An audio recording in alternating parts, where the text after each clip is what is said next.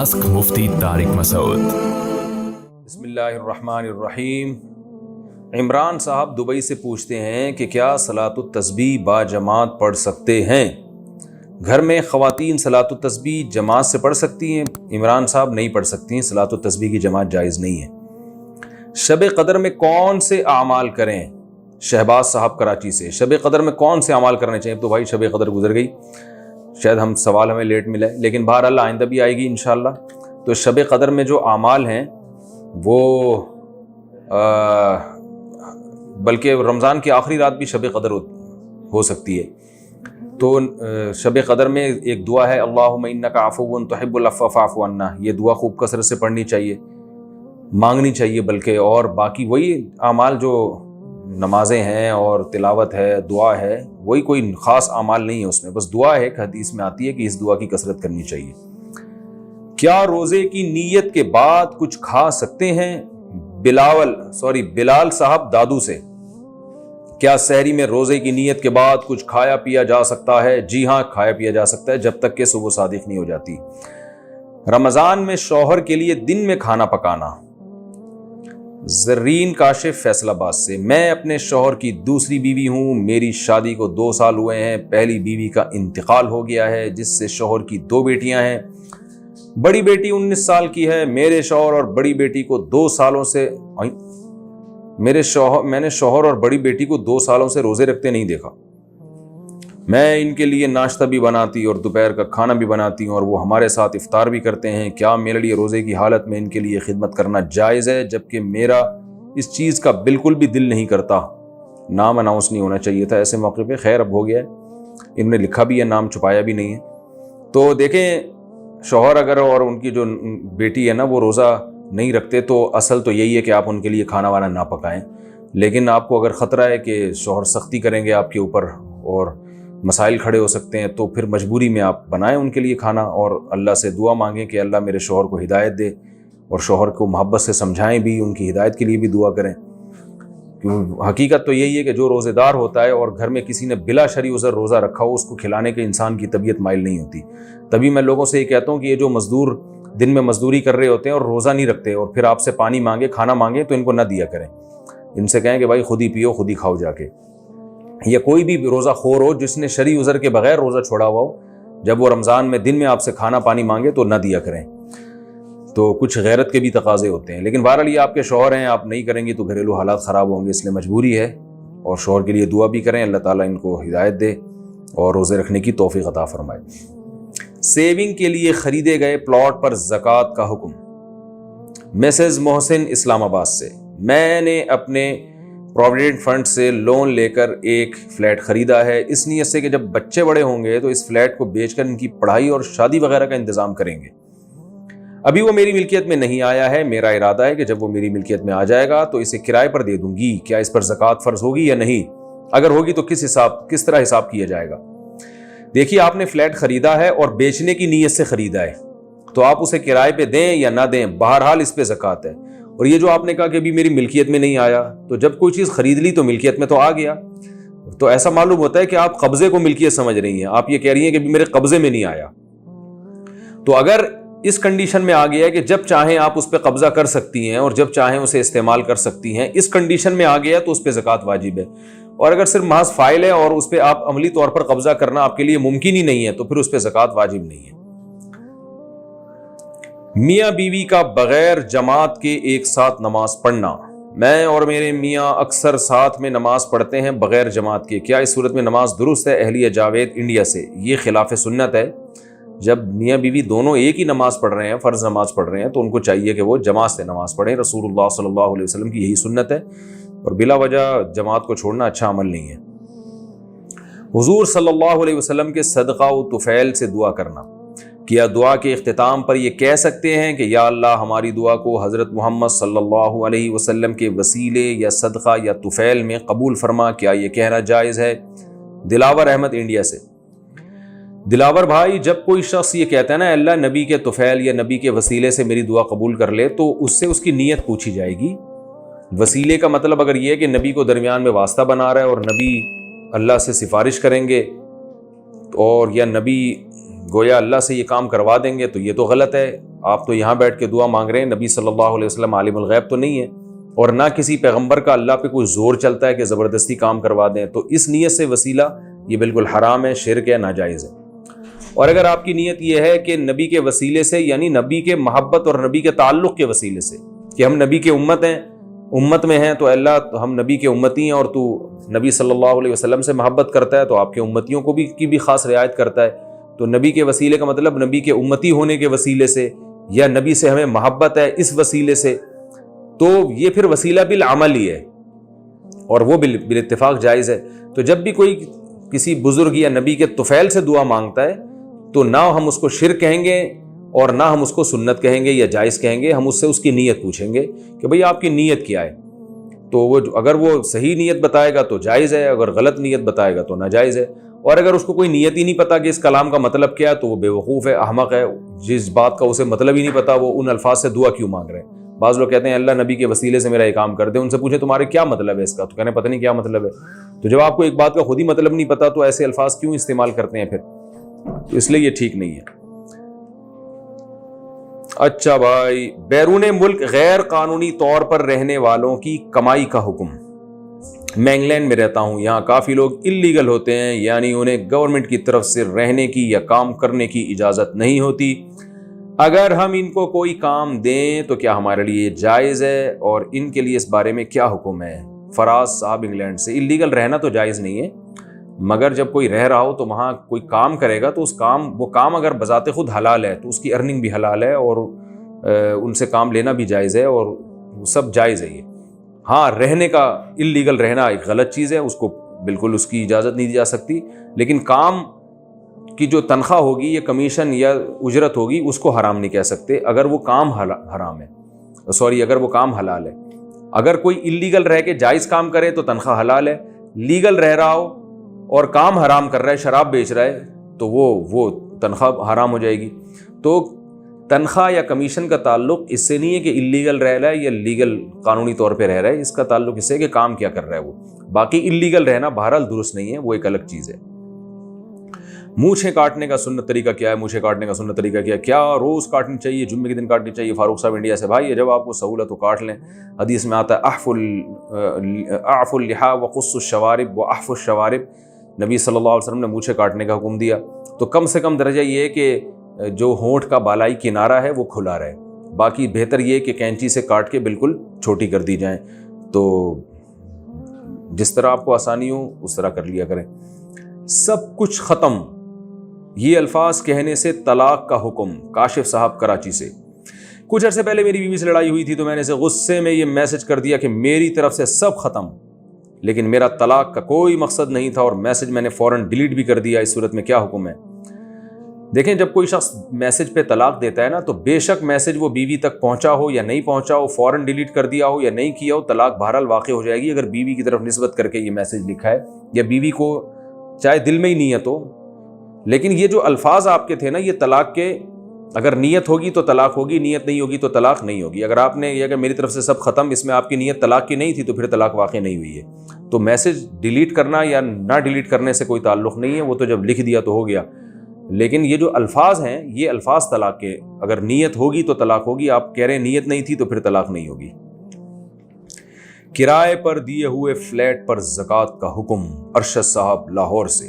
میرے پاس ایک دکان ہے جو میں نے کچھ عرصے پہلے خریدی تھی اور کوئی نیت طے نہیں تھی کہ اسے بیچنا ہے یا کرائے پر رکھنا ہے، لیکن خریدنے کے ساتھ ہی اسے ایک رشتہ دار کو کرائے پر دے دیا تھا۔ اب اس کی قیمت پر زکوٰۃ ہوگی یا اس سے حاصل ہونے والے کرائے پر؟ قیمت پہ زکوٰۃ نہیں ہوگی کیونکہ بیچنے کی نیت سے نہیں خریدی آپ نے دکان، بے شک بعد میں بیچ بھی دیں تو کرائے پر ہوگی۔ جو جس دن زکوٰۃ نکالتے ہیں اس دن جتنا کرایہ بچا ہوا ہے اس پہ زکوٰۃ دے دیں، جو اس سے پہلے استعمال ہو گیا اس پہ زکوٰۃ نہیں ہے۔ بیوی کی طرف سے زکوٰۃ دینے کا طریقہ کیا ہے؟ مشتاق منور کشمیر سے پوچھتے ہیں، کیا انسان اپنی بیوی کی طرف سے زکوٰۃ دے سکتا ہے؟ پہلے بیوی کو ان پیسوں کا مالک بنانا ضروری ہے یا بیوی کی طرف سے نیت کر کے ہی دے سکتے ہیں؟ مالک بنانا ضروری نہیں ہے، بیوی کی طرف سے خود بھی زکوٰۃ دے سکتے ہیں، شرط یہ ہے کہ بیوی سے اجازت لی ہو، اس کو بتائے بغیر اگر زکوٰۃ دے دی بعد میں اجازت لی تو زکوٰۃ ادا نہیں ہوگی۔ پہلے بتائیں کہ میں آپ کی طرف سے زکوٰۃ دے رہا ہوں، وہ خاموش رہے گی تو یہ خاموشی اس کی علامت ہے کہ وہ راضی ہے، اور ظاہر ہے ایسے موقع پہ تو بیویاں خاموش ہی رہتی ہیں، تو وہ سمجھیں کہ پھر اجازت دی ہے۔ سحری میں آنکھ نہ کھلے تو روزے کا حکم. اگر سحری کے لیے نیند کی وجہ سے آنکھ نہ کھلے اور صبح دیر سے آنکھ کھلے تو روزے پر کوئی فرق پڑے گا؟ نیز اٹھنے کے بعد نیت کر سکتے ہیں. تنویر صاحب کینیا سے. رمضان کا روزہ بہرحال واجب ہے, صرف مسافر چھوڑ سکتا ہے اور بیمار, باقی سب پہ رکھنا واجب ہے, چاہے سحری میں آنکھ کھلے یا نہ کھلے. تو کیسی حالت پتلی ہونا, اگر سحری میں آنکھ نہیں کھلی ہے اور آپ کو یہ لگ رہا ہے کہ بہت مشکل ہو جائے گا روزہ گزارنا, پھر بھی روزہ رکھنا پڑے گا. تو یہ جائز نہیں ہے کہ آپ کی سحری میں آنکھ نہ کھلی تو آپ انسان کہ چلو یار آج تو مشکل ہو جائے گی. تو روزہ صرف بیمار آدمی اور مسافر وہ چھوڑ سکتا ہے, باقی جتنی بھی پیاس لگ رہی ہو, جتنی بھی بھوک کا خطرہ ہو, ایسی کنڈیشن میں روزہ نہیں چھوڑ سکتے آپ. روزہ بہرحال رکھنا پڑے گا. وہ الگ بات ہے کہ اتنی پیاس لگی یا اتنی بھوک لگی کہ مرنے یا بے ہوش ہونے کا خطرہ ہو گیا تو پھر روزہ ایسی کنڈیشن میں آ کے توڑ سکتے ہیں, چھوڑ بہرحال نہیں سکتے. تو سحری میں آنکھ کھلے نہ کھلے روزہ رکھنا پڑے گا. باقی کب تک نیت کر سکتے ہیں؟ جو ہے نا نصف النہار سے پہلے. پاکستان اور انڈیا میں تقریباً 11 بجے تک نصف النہار ہوتا ہے, 11 ساڑھے 11 چینج ہوتا رہتا ہے. تو یہ اتنا وقت ہے کہ اس سے پہلے نیت کر سکتے ہیں. ہر مہینے ایڈوانس میں زکوٰۃ دینے کا حکم. کیا ہر مہینے کے حساب سے زکوٰۃ دی جا سکتی ہے؟ یعنی ہر مہینے تھوڑا تھوڑا دیں اور پھر سال کے آخر میں سب جمع کر کے اتنی زکوٰۃ میں نے سال میں ادا کی ہے کہ بھئی اتنی زکوٰۃ میں نے سال میں ادا کی ہے, باقی اب دے رہا ہوں. شفیق صاحب ڈیرہ اسماعیل خان سے. جی ہاں جائز ہے, ایڈوانس میں بھی زکوٰۃ دے سکتے ہیں, حساب وہ سال کے بعد ہی کیجیے گا. بچی کے لیے خریدے گئے سونے پر زکوٰۃ. میری بیٹی 1 سال کی ہے, میں نے اس کے نام پر 1 تولہ سونا لیا ہے اور آگے بھی لینے کا ارادہ ہے, کیا اس پر زکوٰۃ ہوگی یا نہیں؟ احتشام قریشی ممبئی سے. اگر آپ نے اس کے لیے لیا اور اس کا مطلب یہ کہ اس بیٹی کو مالک بنا دیا, دل میں نیت یہ کر لی کہ بچی اس کی مالک ہے, تو پھر اب اس سونے پر زکوٰۃ اس وقت تک نہیں ہے جب تک بچی بالغ نہیں ہو جاتی. لیکن پھر وہ سونا استعمال بھی نہیں کیا جا سکتا, یہ بھی ذہن میں رکھیں. وہ بچی اس کی مالک بن گئی اور نابالغ کی کسی چیز کو تصرف میں لا نہیں سکتے. روزہ ٹوٹ جانے کے بعد دن میں کھا پی سکتے ہیں؟ کیا روزہ ٹوٹنے کے بعد مثلاً الٹی سے روزہ ٹوٹ گیا تو کیا اس کے بعد دن میں کھانے پینے کی اجازت ہوگی یا نہیں؟ شاہ رخ صاحب پشاور سے. الٹی سے روزہ نہیں ٹوٹتا, پہلے تو یہ ذہن میں رکھیں. الٹی سے روزہ 2 شرطوں کے ساتھ ٹوٹتا ہے. ایک تو منہ بھر کے الٹی کی ہو اور جان بوجھ کر خود حلق میں انگلی ڈال کے الٹی کی ہو. اگر حلق میں انگلی ڈال کے الٹی کی اور تھوڑی سی الٹی کی تو بھی روزہ نہیں ٹوٹا, اور حلق میں انگلی ڈال کے الٹی کی, ہاں تھوڑی سی کی تو بھی نہیں ٹوٹا. الٹی منہ بھر کے ہوئی مگر خود سے ہوئی ہے, آپ نے نہیں کی تو بھی نہیں ٹوٹا. تو خود کی ہو جان کر اور منہ بھر کے کی ہو تو روزہ ٹوٹ جائے گا. اسی طرح آپ نے خود تو نہیں کی, ہوئی خود ہے, منہ بھر کے الٹی ہوئی مگر آپ نے اس کو نگل لیا تو بھی روزہ ٹوٹ جائے گا. تو جب بھی غلطی سے جان کر اگر روزہ توڑا ہے تو پھر تو 60 روزوں کا کفارہ ہے, اگر کھانے پینے سے روزہ توڑا یا جمع کرنے سے. لیکن اگر غلطی سے روزہ ٹوٹ گیا, دیکھیں بھولے سے ٹوٹے گا تو روزہ ٹوٹتا ہی نہیں ہے. بھولے سے کھانا کھا لیا, پتہ ہی نہیں تھا, یاد ہی نہیں تھا روزہ ہے. لیکن غلطی سے اگر روزہ ٹوٹ گیا, مثال کے طور پر آپ قلی کر رہے تھے اور پانی سنبھلا نہیں اور روزہ یاد تھا آپ کو مگر وہ پانی غلطی سے حلق میں چلا گیا, تو ایسی کنڈیشن میں بھی روزہ ٹوٹ جاتا ہے. تو کیونکہ یہ بھولے سے نہیں ہے بلکہ یہ غلطی سے ہے. یاد تھا آپ کو روزہ لیکن احتیاط نہیں کی آپ نے اور پانی چلا گیا. تو ایسی غلطی سے جب روزہ ٹوٹتا ہے تو کفارہ واجب نہیں ہوتا لیکن روزہ بہرحال ٹوٹ جاتا ہے. تو ایسی صورت میں ایک قضا کرنا پڑے گا. لیکن بعد میں کھانا پینا جائز نہیں ہوتا. یعنی اگر آپ کا غلطی سے روزہ ٹوٹ گیا کسی مسٹیک سے, جیسے آپ شاور لے رہے تھے, نہا رہے تھے اور پانی ایک دم منہ میں چلا گیا, یا سوئمنگ کر رہے تھے روزے کی حالت میں منہ باہر نکال کے لیکن وہ غلطی سے ڈبکی لگ گئی اور پانی پیٹ میں چلا گیا, تو روزہ تو ٹوٹ جائے گا. لیکن ایسی کنڈیشن میں کھانا پینا پھر بھی جائز نہیں ہوتا. روزے داروں کی طرح رہنا بہرحال لازم ہوتا ہے اور اس میں آپ کھا پی نہیں سکتے, بعد میں قضا بھی کرنی پڑے گی. صدقہ فطر کس پر واجب ہے؟ فطرانہ کن لوگوں پر واجب ہے؟ کیا صدقہ فطر کی رقم اس کو دی جائے گی جسے زکوٰۃ دی جاتی ہے؟ صالح صاحب راولپنڈی سے. جی ہاں, صدقہ فطر اسی کو دی جائے گی جو زکوٰۃ کا مستحق ہے.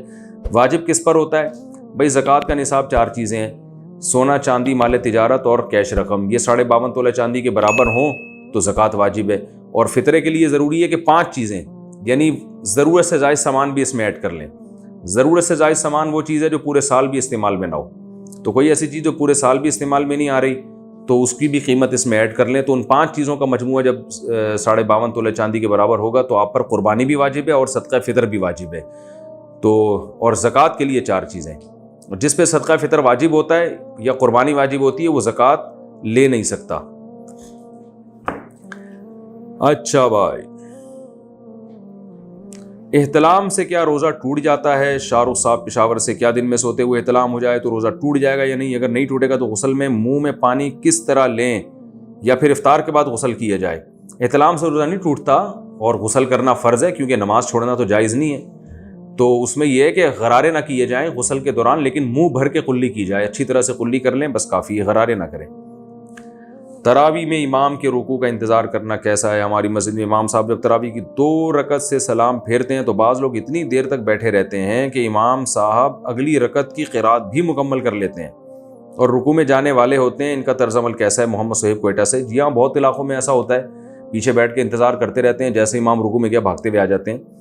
تو یہ طریقہ بالکل خلاف سنت ہے، لیکن نماز بہرحال ہو جائے گی۔ اور اگر کوئی بہت زیادہ تھک گیا ہے بیچارہ، گھٹنے میں درد ہو رہا ہے، تو اس کو چاہیے بیٹھ کے نیت کر لے، پھر امام کے ساتھ شریک ہو جائے۔ تو اگر کوئی رکوع میں بھی شریک ہوتا ہے تو بھی جائز ہے، اس کو گناہ نہیں کہہ سکتے، لیکن بہتر نہیں ہے۔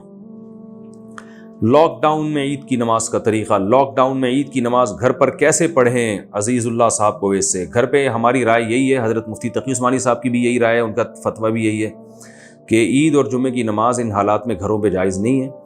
مسجد میں شرکت کر سکتے ہیں تو ٹھیک ہے، ورنہ جمعے کی بجائے تو ظہر کی نماز پڑھیں اور عید کے بجائے نوافل پڑھ لیں۔ آپ وہ عید کی نیت سے نہیں ہوں گے، ویسے ہی نوافل ہوں گے۔ لیکن سعودی عرب میں حکومت نے سنا ہے کہ آرڈر دیا ہے کہ گھروں میں عید کی نماز پڑھی جائے، تو وہاں حکومتی حکم کی وجہ سے نماز پڑھنے کی گنجائش ہوگی۔ اس پر میں تفصیلی کلپ بھی ایک ریکارڈ کروا چکا ہوں۔ زکوٰۃ کی رقم تھوڑی تھوڑی کر کے دے سکتے ہیں؟ محمد عرفان بلوچستان سے۔ میری مثال کے طور پر 80-90 ہزار روپے زکوٰۃ بن رہی ہے اور پیسے میں نے نکال کے رکھ لیے ہیں، تو کیا میں ان کو ہر مہینے تھوڑا تھوڑا کر کے دے سکتا ہوں یا ساری رقم ایک ساتھ دینی ہوگی؟ تھوڑا تھوڑا کر کے بھی دے سکتے ہیں محمد عرفان صاحب، ایک ساتھ دینا ضروری نہیں ہے۔ جن ملکوں میں سورج غروب نہیں ہوتا وہ روزہ کیسے رکھیں بھائی؟ اب تو رمضان گزر گیا، اب تو ان کو بولو اگلے سال پوچھیں۔ عشر کسے کہتے ہیں؟ یہ حامد رضا نے ناروے سے پوچھا تھا، بیچاروں نے ہو سکتا ہے رمضان سے پہلے پوچھا ہو، پہنچا وہ میرے پاس۔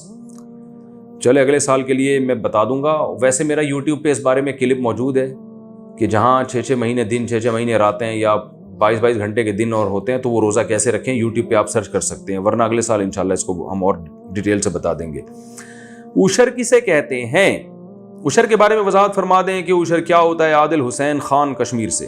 عشر یہ ہوتا ہے کہ جب بھی آپ کی پیداوار کٹتی ہے تو شریعت نے ہمیں حکم دیا ہے کہ اگر سال کے اکثر حصے بارش کے پانی سے وہ کھیتی سیراب ہوتی تھی تو پھر آپ اس میں سے 10واں حصہ جتنا بھی ہے نا، اس میں 10% وہ اللہ کا حق ہے، وہ غریبوں اور مسکینوں کے لیے، چاہے تو وہ پیداوار دے دیں یا اس کی قیمت دے دیں۔ اور اگر زمین کے پانی سے زیادہ تر، سال میں زیادہ تر زمین کے پانی سے، کنویں سے، ٹیوب ویل سے سیراب کرتے ہیں اس کو، تو پھر 20واں حصہ وہ جو ہے یعنی 5% وہ آپ اللہ کے راستے میں دے دیں۔ وہ جب بھی پیداوار نکلے گی، ہر دفعہ شریعت میں یہی حکم ہے، اس میں سال گزرنا ضروری نہیں ہے، وہ جب بھی پیداوار نکلے گی 10واں یا 20واں حصہ یعنی 10% یا 5% وہ اللہ کا حق ہے، غریبوں کا حق ہے، وہ دینا اسلام میں ضروری ہے۔ کیا مرد گھر میں اعتکاف کر سکتے ہیں؟ شاہ گربن تسلیم انڈیا سے۔ کیا لاک ڈاؤن میں مرد حضرات گھر میں اعتکاف کر سکتے ہیں؟ نہیں کر سکتے، مرد کے لیے گھر میں اعتکاف جائز نہیں ہے۔